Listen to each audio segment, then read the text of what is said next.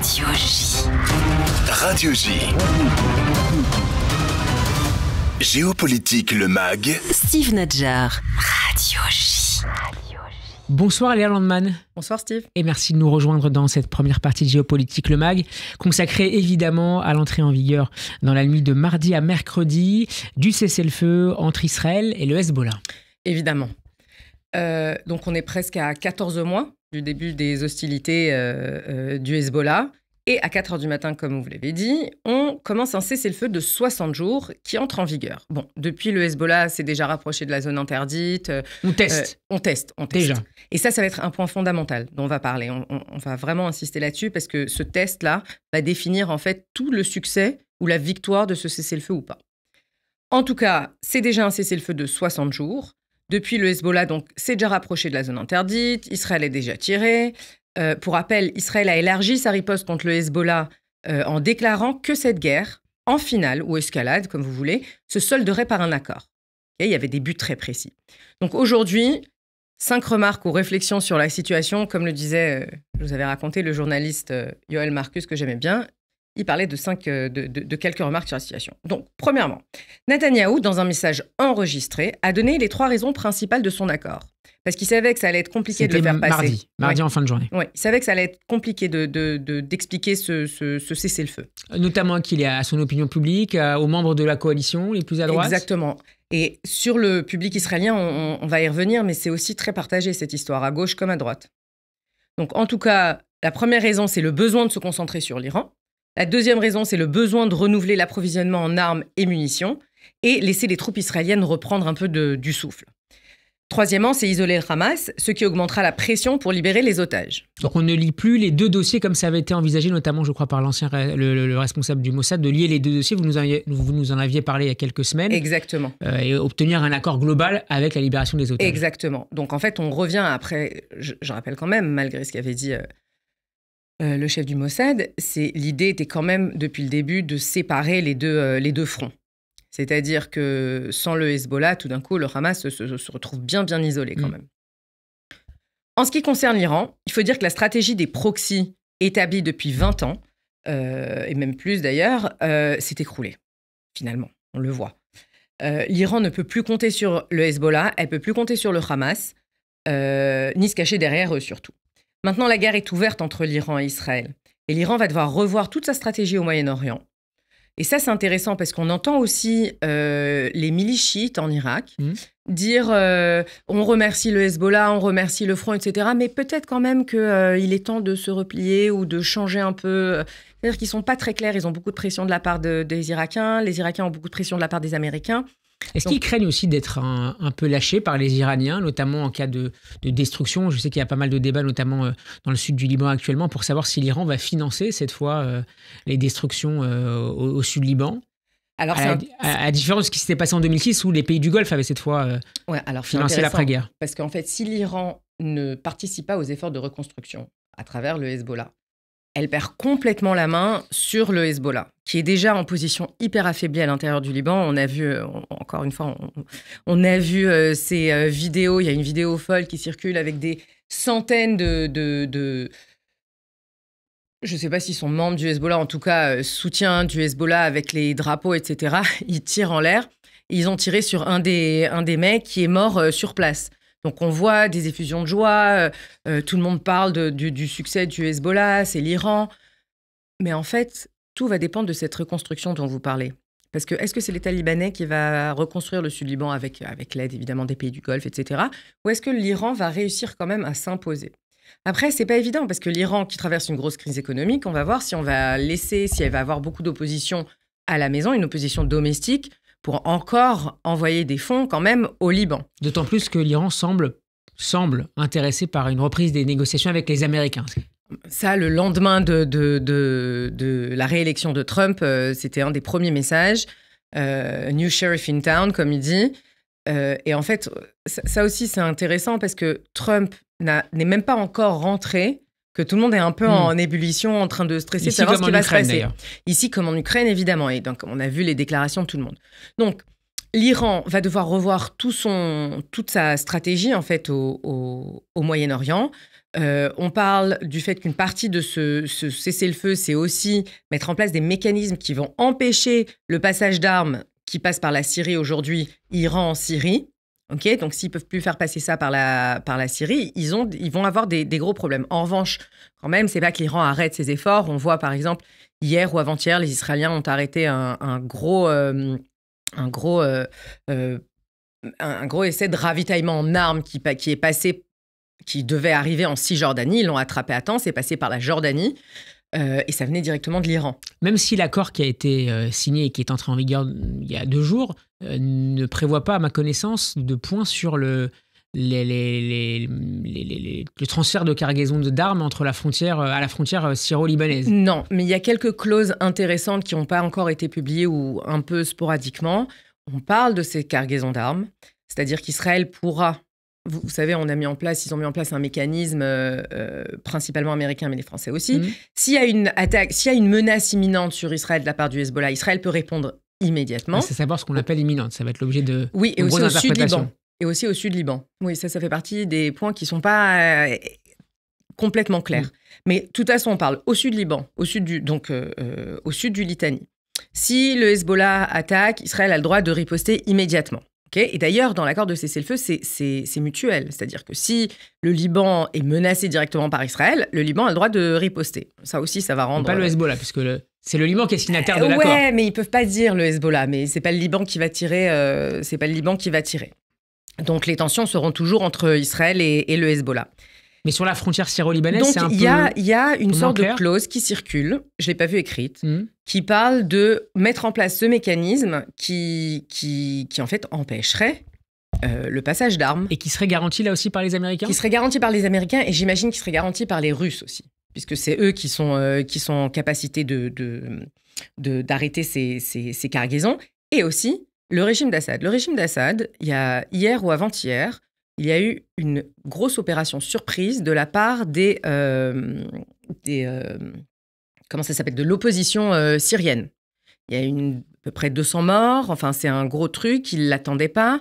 Là, ils sont en train d'arriver vers une grande ville principale à l'ouest de la Syrie, c'est-à-dire qu'ils vont maintenant rentrer dans une sorte d'engrenage, et c'était une attaque aussi contre les soldats du Hezbollah qui sont là-bas. Donc, en fait, la Syrie va avoir tout intérêt à se mettre en place et à mettre en place des mécanismes qui vont pas mettre la Syrie sur la sellette. C'est pas du tout l'intérêt de Assad. Et Benyamin Netanyahu a mis en garde mardi. De toute façon, la Syrie fait pas partie de ce deal ni de ce cessez-le-feu. Un autre point intéressant, c'est l'Iran qui a donné le OK au Hezbollah. C'est-à-dire que de la même façon que le gouvernement libanais faisait partie de cet accord... Le OK pour le cessez-le-feu. Qu'est-ce que j'ai dit ?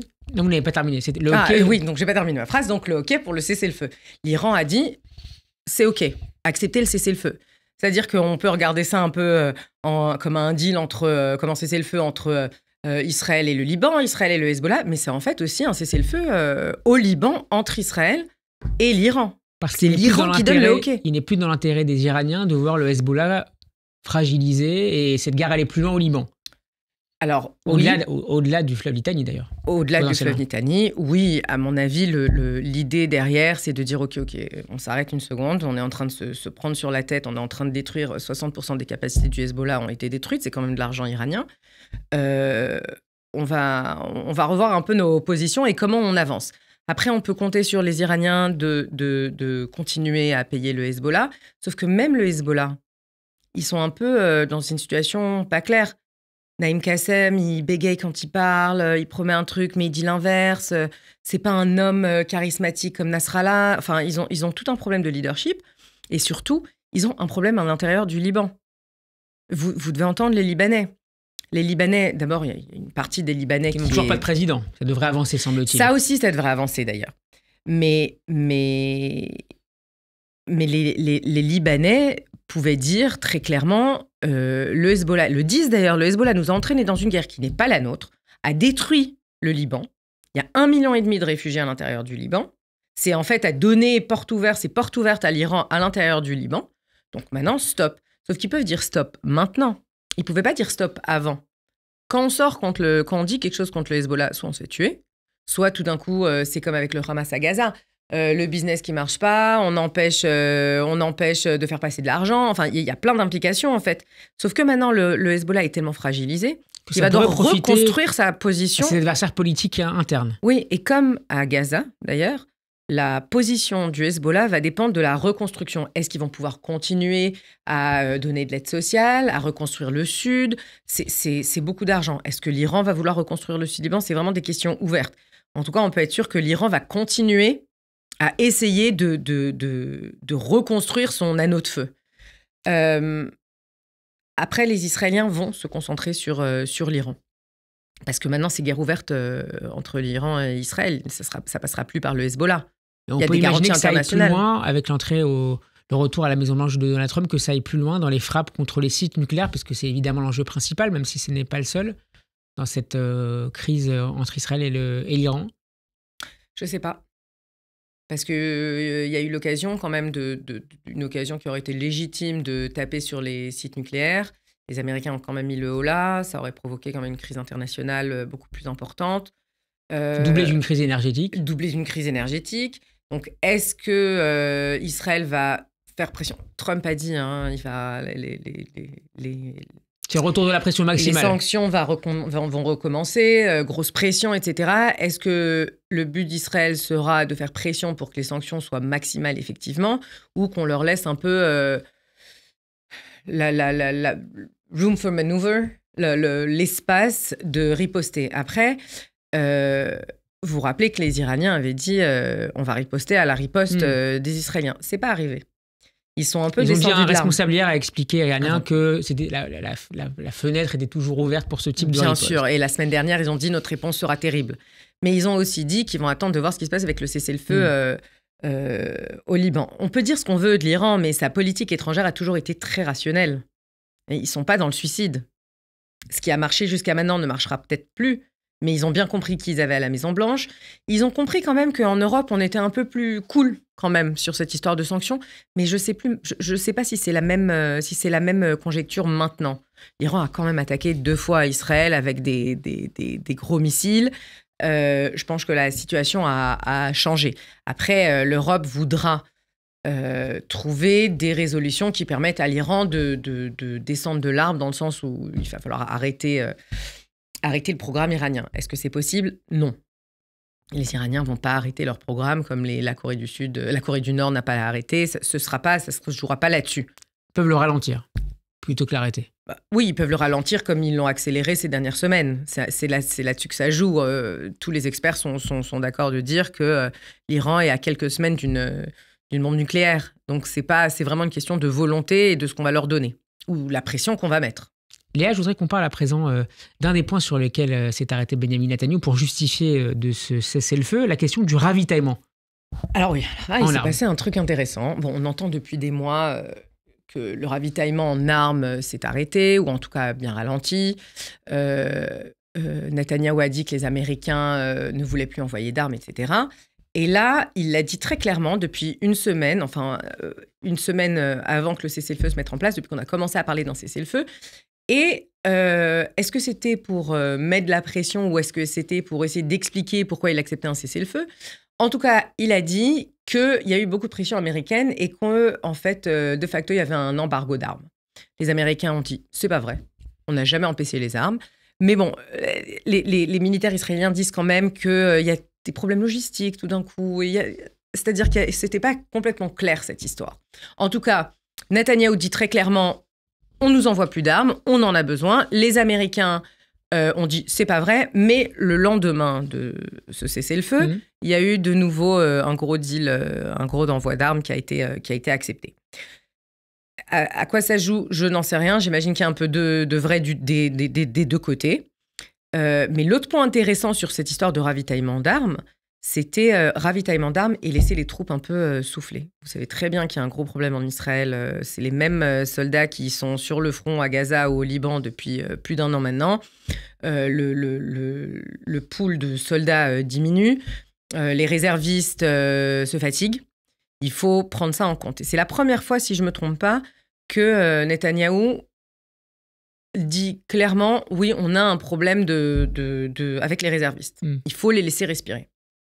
Et puis surtout, je pense qu'une fois qu'il y a un cessez-le-feu dans le Nord, il faut réajuster toute la stratégie. Si l'idée, c'est de sortir du sud Liban... C'est pour redéployer une partie des troupes vers Gaza ? Le nord de Gaza ? Question. Léa, les Israéliens sont très partagés sur cet accord de cessez-le-feu. Pour quelles raisons ? Alors, ils sont partagés. Le troisième point, c'était Gaza, mais peut-être qu'on va le développer un peu plus tard. Oui. Ok. Donc, les Israéliens sont très partagés sur cet accord de cessez-le-feu. Après, il faut dire, le cessez-le-feu est en place. Donc, l'opinion des uns et des autres sur le cessez-le-feu n'a pas énormément d'importance. Mais c'est très intéressant parce que, par exemple, les habitants du Nord qui ont dit très clairement c'est un cessez-le-feu catastrophique, on voit déjà les mecs du Hezbollah devant nous, ils sont arrivés, ils sont entrés dans le Kharkiv. Et donc, on n'est pas prêt de revenir. Et donc, on n'est pas prêt de revenir. Alors qu'un début de la guerre, quand même, c'est de refaire revenir les habitants. Ils vont revenir, parce que le cessez-le-feu, son but, quand même, c'est de faire revenir les habitants. Mais le nord d'Israël, il y a des villages entiers, mais complètement inhabitables. Et beaucoup d'aides gouvernementales se sont arrêtées, en tout cas. Et les aides gouvernementales se sont arrêtées, et certains villages ont besoin de l'autorisation de l'armée pour entrer, parce que c'est encore une zone militaire. C'est-à-dire que c'est pas très clair, cette histoire de où on en est avec les... à peu près 60 000 déplacés. Parce que, est-ce qu'ils sont tous rentrés ? On a vu les photos des Libanais qui reviennent tout de suite au sud Liban. On n'a pas vu les mêmes photos, on n'a pas vu les mêmes images en Israël. Peut-être qu'on attend un peu de voir ce qui se passe au niveau du cessez-le-feu, mais à voir quand même. On a des villages entiers détruits, inhabitables, détruits, complètement. En tout cas, donc, partager, ce qui est intéressant, c'est, encore une fois, comme en Israël, tout est compliqué, c'est partager, cette fois-ci, contrairement à la politique, c'est pas partager entre gauche et droite. C'est un peu plus mélangé. C'est-à-dire que vous pouvez avoir des gens de ce qu'on appelle la gauche qui sont complètement contre le cessez-le-feu en disant il aurait fallu aller plus loin, on a arrêté avant, en fait, qu'est-ce qui se passe ? Pareil avec la droite. Donc encore, c'est un des points, et on peut voir des gens de droite, de droite dure, qui disent cessez-le-feu. Très bien ce cessez-le-feu, il est temps de le mettre en place. Bon, quand l'escalade a commencé et qu'on parlait déjà d'un cessez-le-feu, le chiffre magique 15 059 était sur toutes les lèvres, au Liban également. Bon, je parle évidemment de la résolution du Conseil de sécurité 15 059 qui prévoit de désarmer les milices libanaises. Bon, c'était un moment de dire le Hezbollah sans dire le Hezbollah. Bon, c'est plus le cas. Même au Liban, on parlait au début de cette résolution. C'est plus le cas, je pense, par réalisme et par manque d'appétit politique en Israël. D'ailleurs, un début de la guerre n'était pas de désarmer le Hezbollah, contrairement au but de la guerre à Gaza. Mais ce n'était pas seulement un manque d'appétit politique en Israël, au Liban et en Occident aussi. C'est-à-dire que les Libanais vont devoir eux aussi décider ce qu'ils font avec cette histoire. Donc, cet accord qui est un peu, en fait, là, l'accord présent, c'est un peu un 1701 sur stéroïdes, c'est-à-dire... 1701, c'est la résolution post-deuxième guerre du Liban en 2006. Exactement. C'est pas exactement ça. Israël a beaucoup plus de liberté. On comprend bien. Le mandat de la FINUL va être élargi. Il y a la présence américaine dans ce comité tripartite. Exactement. Présence américaine. Ça, c'est hyper important. Je sais pas si les Américains seront très contents de se retrouver de nouveau au centre de ce truc-là au Liban. Mais en tout cas, l'armée libanaise est censée être construite. On va lui envoyer des armes. C'est censé être un peu plus solide. Et bien que Netanyahou promette une réaction à chaque tir de roquettes, missiles, drones et autres, les Israéliens se demandent quand même s'ils ne vivent pas un remake du pré-7 octobre, quand Israël estimait que le Hezbollah pouvait tirer sur le nord pour orchestrer des attentats. C'est ce qu'a dit le maire de Kiryat Shmona. En presque toute impunité. Oui, et on va tout de suite voir ce qu'a dit un journaliste assez important en Israël. En tout cas, les Libanais, eux, sont mitigés aussi. Il y avait un vrai espoir pour certains de voir la fin du Hezbollah. C'est-à-dire, ils y croyaient vraiment. Plus que jamais, les hommes politiques libanais critiquent le Hezbollah et l'accusent d'avoir détruit le Liban, mais peu sont ceux qui croient que le cessez-le-feu va tenir au Liban. Bon, en Israël aussi, mais c'est un peu moins clair que ça. Donc, le journaliste israélien Ben Dror Yemini, de Yediot Aharonot, résume la situation, pour moi, assez bien, en disant qu'Israël aurait pu continuer à détruire l'arsenal du Hezbollah. Mais le prix économique, militaire et politique serait très élevé. Et malgré les parades de soutien au Hezbollah qu'on a pu voir hier, avant-hier, et malgré les déclarations iraniennes sur la victoire du Hezbollah, l'organisation terroriste, une des plus importantes du monde, a perdu son chef mythologique, des milliers de combattants, on parle de 4000 combattants, et 70% de ses capacités. Plus important, elle voit sa position interne très affaiblie, comme on a dit, et lui, il rappelle qu'Israël a toléré les violations de la résolution 1701 pendant des années, ce qui évidemment a renforcé la menace du Hezbollah, Aujourd'hui, en position de force, grâce au succès indéniable de Tsahal, Israël doit éviter tout retour au statu quo et affirmer fermement sa ligne rouge. Et là où je suis d'accord avec lui, c'est qu'en fait, tout se jouera là-dessus. Tout se jouera sur est-ce qu'Israël va laisser le Hezbollah tirer en disant non, c'est pas grave, c'est que autour des fermes de Shabbat, ou c'est-à-dire que la réaction, la manière d'enforcer en fait la résolution va dicter en fait le futur de cette histoire. Léa, il nous reste 2 minutes 30. Il Pas reste 2 plus minutes pour 30. nous parler premièrement d'Amos Yadlin et deuxièmement de la position de la France et du rapport d'Israël à la France sur la question du Alors, cessez-le-feu. Yadlin, qui est ancien chef des renseignements israéliens et ancien patron de la NSS, donc le fameux think tank, lui, il est plus enthousiaste. Il a publié ses réflexions sur le sujet dans un article qu'il a appelé L'accord avec le Liban offre à Israël un avantage important sur le chemin vers l'objectif principal de la guerre. Il expose ça en 10 points. Il y a des choses qu'on a déjà dit, donc c'est pas la peine, mais il parle surtout de la liberté d'action pour faire respecter l'accord, c'est-à-dire qu'Israël obtient en fait une légitimité renforcée pour détruire les infrastructures militaires du Hezbollah si elles sont réinstallées au sud Liban. En même temps que l'affaiblissement du Hezbollah en interne. Et en même temps que l'affaiblissement du Hezbollah. L'isolement de Gaza et l'opportunité pour libérer les otages, la sécurisation et la reconstruction du Nord, l'élimination donc de 70% des capacités. Lui, il parle de recentrage sur l'Iran. Il parle de relance de la normalisation avec l'Arabie Saoudite. Je suis un peu plus sceptique sur le long terme après quelques discussions que j'ai eues. Mais Et ça correspond à ce qu'a expliqué Netanyahou mardi soir. oui, grosso modo. lui, il va dans le sens de Netanyahou dans ce sens-là. Pour lui, cet accord, c'est un bon accord. Il parle aussi du contrôle des trafics d'armes via la Syrie. Et l'accord inclurait des efforts pour fermer les frontières libano-syriennes au trafic d'armes pour le Hezbollah, avec des pressions diplomatiques et militaires sur le régime syrien. Alors, juste La France alors. la France. Bon, alors, je voulais juste... Vous avez 1 minute. J'ai 1 minute, Pour un mais... sujet passionnant. Ok, donc le rôle de la France. Bon, il est fascinant comme toujours parce qu'on ne comprend jamais ce qui se passe. Le mécanisme de surveillance inclut la France et les États-Unis. Donc, et Barak Ravid pour Axios est décrit dans les coulisses du cessez-le-feu. Mais moi, je m'attarde surtout sur ce qu'il a raconté sur la France. Il dit l'un des derniers points de friction importants portait sur la question de savoir si Israël aurait le droit de répondre aux violations par le Hezbollah. Un responsable américain affirme que la France aurait déconseillé au Liban d'accepter une disposition menaçant sa souveraineté. C'est incroyable quand même. Mettant en péril un accord. La France savait très bien ce que ça veut dire si le Liban n'acceptait pas, c'est-à-dire que le Hezbollah n'acceptait pas. Et donc, il n'y avait pas d'accord. Non. Donc, suite à un échange entre Anthony Blinken et Emmanuel Macron, Paris aurait ajusté sa position, bien qu'un responsable français conteste cette version. Dernier point, il faut rajouter le volte-face de la France sur la CPI. Netanyahou aurait lié l'accord du Liban à une garantie française de ne pas respecter le mandat d'arrêt. Donc, soit la France n'était pas d'accord avec les décisions de la CPI, soit les convictions sont assez malléables, sans parler de la position de Netanyahou qui inclut dans un deal national des positions, on peut dire, qui sont nationales, mais qui sont personnelles. Enfin, dernier mais qui point, porte Steve. plus globalement sur la responsable d'Israël. Oui, parce que en ce qui concerne la CPI, c'est contre Israël et contre les Israéliens, hein, clairement.